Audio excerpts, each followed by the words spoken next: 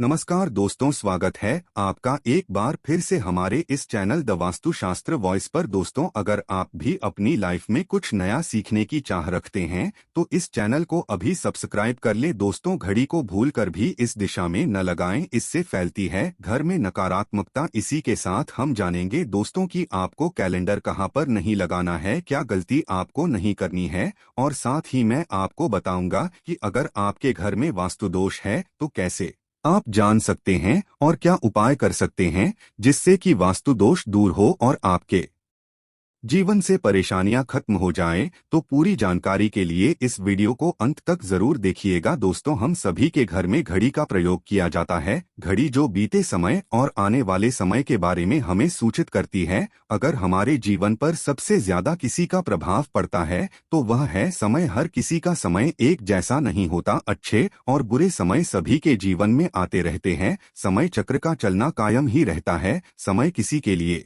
नहीं रुकता। लेकिन अगर हम आपसे कहे कि आप अपने समय को अच्छा बनाने के लिए कुछ उपाय कर सकते हैं तो आपको यह सुन के कैसा लगेगा? जी हाँ, हम बात कर रहे हैं घर में लगी घड़ी की, जिसे हम रोज निहारते हैं। पर कभी यह नहीं सोचा होगा कि यह घड़ी हमारा समय बदलने में और अच्छा समय लाने में मदद कर सकती है। दोस्तों, हम कई बार जीवन में छोटी छोटी चीजों को नजरअंदाज कर देते हैं, लेकिन वहीं कुछ चीजें हमारे भाग्य पर अच्छा बुरा प्रभाव डालती है। इसी तरह घर में और भी कुछ चीजें हैं जो आपके वास्तु दोष का कारण बनती है और आपकी परेशानी की वजह बनती है। तो आइए पहले जान ले, क्या आपको अपने घर में वास्तु दोष के बारे में कैसे पता लगता है और किस इस तरह से आप बड़ी ही आसानी से इसे ठीक कर सकते हैं। दोस्तों, वास्तुशास्त्र के अनुसार किसी भी घर में वास्तुदोष होने से सुख शांति और पारिवारिक उन्नति में बाधा पैदा होती है। कारण पनपने वाली नेगेटिव ऊर्जा से व्यक्ति के भाग्य पर बुरा प्रभाव पड़ता है। साथ ही घर के लोगों को कई प्रकार की परेशानियों का सामना करना पड़ता है।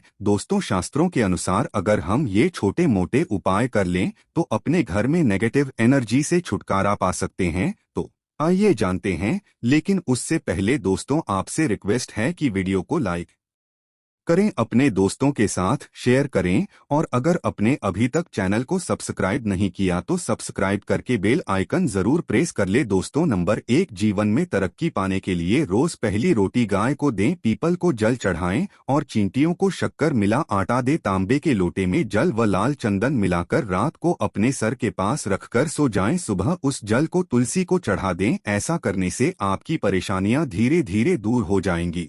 नंबर 2, वास्तु के अनुसार अगर आपके घर में तिजोरी है और आप उसके सामने शीशा लगा दें तो इससे धन में बरकत होती है। व्यापारी लोग अपने कैश बॉक्स के सामने शीशा लगाएं, इससे आपके ग्राहक बढ़ेंगे। दोस्तों, नंबर 3, झाड़ू पोछा कभी भी खुले में नहीं रखना चाहिए।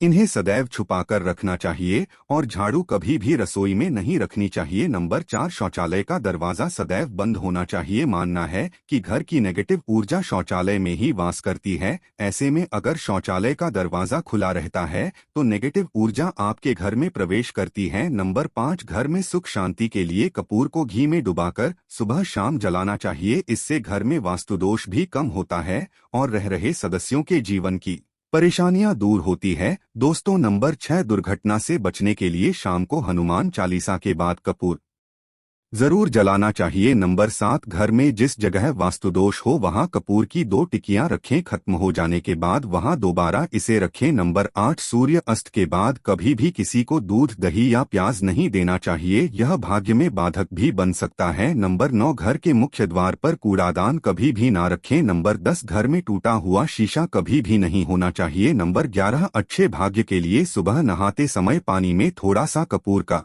तेल मिलाएं। शनिवार को चमेली का तेल भी मिला सकते हैं। नंबर 12, लक्ष्मी की कृपा पाने के लिए रोज रात को रसोई अच्छी तरह से साफ करके चांदी की कटोरी में कपूर और लौंग जलाए। यह प्रक्रिया रोज की जाए तो घर में बरकत बनी रहती है और मां लक्ष्मी जल्द ही ऐसे घर से आकर्षित होती हैं। ऐसे घरों से नकारात्मकता सदैव दूर रहती है। दोस्तों, नंबर 13, घर के सोने वाले कमरे में पौधे नहीं लगाने चाहिए, इससे के ऊपर नेगेटिव प्रभाव हावी हो सकता है। नंबर 14, घर में पौधे लगाते समय पानी में सेंधा नमक डालें। सादे नमक का भी आप उपयोग कर सकते हैं, लेकिन दोस्तों ज्यादा फलदायी होता है। आपको शुभ फल जल्द ही प्राप्त होंगे। दोस्तों, घड़ी की सही दिशा आपके जीवन को भी सही रास्ता दिखाने में मदद कर सकती है। इसके अलावा कैलेंडर को किस जगह लगाना चाहिए और किस जगह पर नहीं, ये भी हम सबसे पहली बात जिसकी हम बात करेंगे वो है दोस्तों घड़ी का आकार यानी घड़ी की शेप। दोस्तों वास्तुशास्त्र के अनुसार गोल आकार की घड़ियां अंडाकार घड़ी सबसे उत्तम मानी जाती है,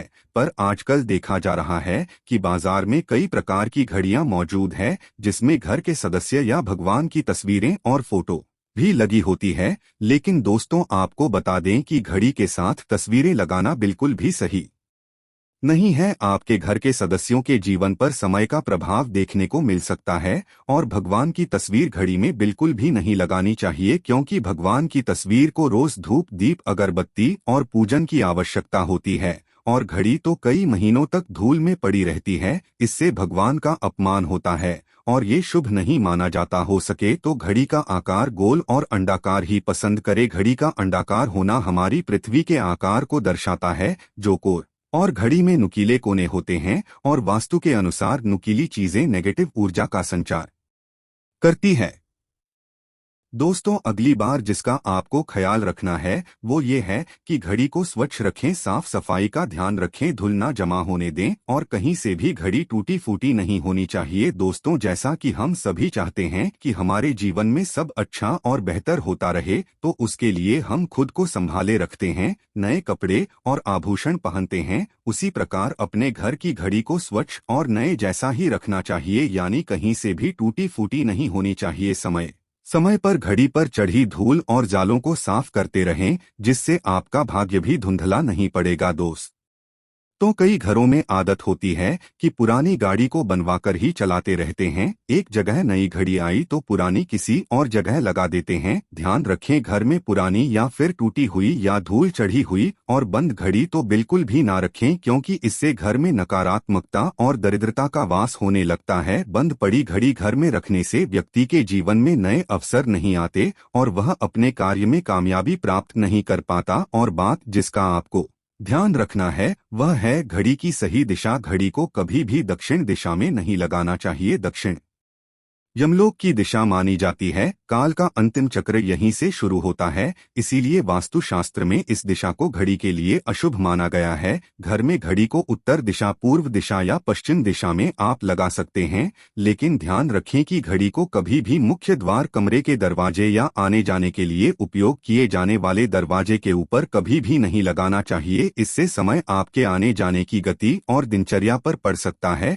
दोस्तों घड़ी के साथ कैलेंडर का भी ध्यान रखें। जहां घड़ी समय का प्रतीक है तो वहीं कैलेंडर उससे जुड़ी तारीखों का लेखा जोखा बताता है। कैलेंडर को पूर्वी और उत्तरी दिशा की दीवार पर कभी भी नहीं लगाना चाहिए, ये इससे वास्तु दोष उत्पन्न होता है। और कृपा करके अपने घरों में नए कैलेंडर के साथ पुराना कैलेंडर कभी भी ना लगाएं। दोस्तों और कैलेंडर दोनों ही आने वाले समय के सूचक है जो हमें आगे बढ़ने की प्रेरणा देते हैं। उन्हें समय के अनुसार ही लगाना चाहिए। इस बात का सदैव ध्यान रखें कि घड़ी का समय सदैव सही होना चाहिए। बहुत से लोगों की आदत होती है घड़ी का समय आगे या पीछे रखते हैं, तो ये गलती आप ना करें। समय सदैव सही रखें, इससे आपको कभी भी समय का कालचक्र और दुष्परिणाम प्राप्त नहीं होता। ये छोटा सा उपाय आप जरूर करके देखिए। दोस्तों छोटी छोटी बातें हैं जिनका आपको ध्यान रखना है। दोस्तों रखी हुई घड़ी और पुराना कैलेंडर आपके भाग्य को भी रुकावटों से भर देता है, इसीलिए वक्त के साथ आगे बढ़ते रहने के लिए घड़ी और कैलेंडर को बदलते रहिए। और कैलेंडर को कभी भी अपने सोने के कमरे में ना लगाएं, ना ही इसे कभी मुख्य द्वार पर टांगे, ये शुभ नहीं माना जाता। पुरानी घड़ी किसी को दान में देना शुभ माना जाता है, इससे आपके जीवन से बुरा समय निकल जाता है। इसीलिए अगर आपके घर में कोई पुरानी घड़ी है जो टूटी फूटी ना हो और खराब ना हो तो वो आप किसी जरूरतमंद को दान में जरूर दे दें। आशा है कि आज की इस प्रस्तुति में बताई गई जानकारी आपको अच्छे से समझ आ गई होगी। वीडियो अच्छा लगा हो तो एक लाइक अवश्य कर दें। मिलते हैं अगली वीडियो में, तब तक के लिए धन्यवाद। वीडियो के अंत तक बने रहने के लिए।